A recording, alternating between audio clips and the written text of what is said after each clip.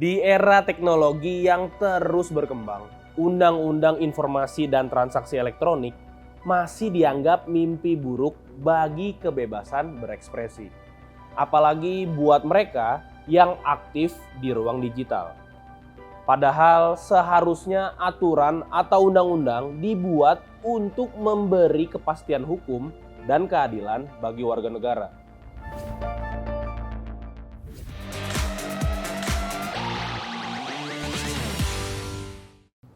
Dilihat dari pondasinya, Undang-Undang ITE emang punya tujuan baik. Mulai dari mengatur berbagai aspek terkait penggunaan internet dan teknologi informasi seperti penyebaran informasi dan pencegahan kejahatan berbasis internet.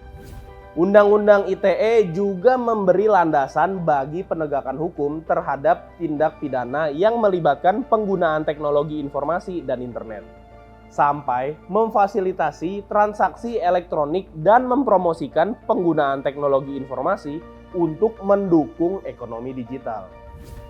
Pemerintah juga berupaya menampung aspirasi publik dengan melakukan revisi kedua.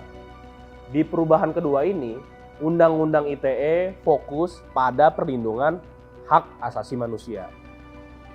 Pasal yang berkaitan dengan kebebasan berekspresi juga diatur lebih detail terkait pelanggaran asusila, pencemaran nama baik, dan pemerasan, yakni pasal 27. Lalu juga ada ujaran kebencian dan disinformasi pada pasal 28.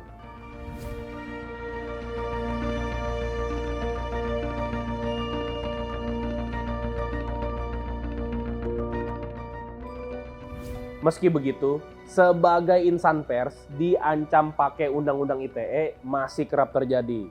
Di Tempo, hampir setiap pekan masih dapat surat keberatan yang ancaman pertamanya selalu pakai Undang-Undang ITE, bukan Undang-Undang Pers. Di tempat lain, pada April lalu, 2 wartawan dijerat Undang-Undang ITE karena pencemaran nama baik di Pengadilan Konawe, gara-gara mengunggah link berita yang ia tulis di medianya soal korupsi dana desa. Artinya, sosialisasi itu jadi hal penting. Di Jakarta, mungkin instrumen penegak hukumnya sudah lebih tersosialisasi dengan perubahan-perubahan di Undang-Undang ITE revisi kedua. Tapi, melihat contoh tadi, perlu dipastikan lagi bahwa sosialisasi itu benar-benar sampai ke tingkat daerah. Bukan cuma polisi, tapi juga jaksa, hakim, bahkan pengacara. Supaya asas memberi keadilan dan kepastian hukum lewat pembentukan Undang-Undang ITE ini benar-benar tercapai. Khususnya menjelang pelaksanaan KUHP baru di tahun 2026. Saya Billy, sampai jumpa di Fokus selanjutnya.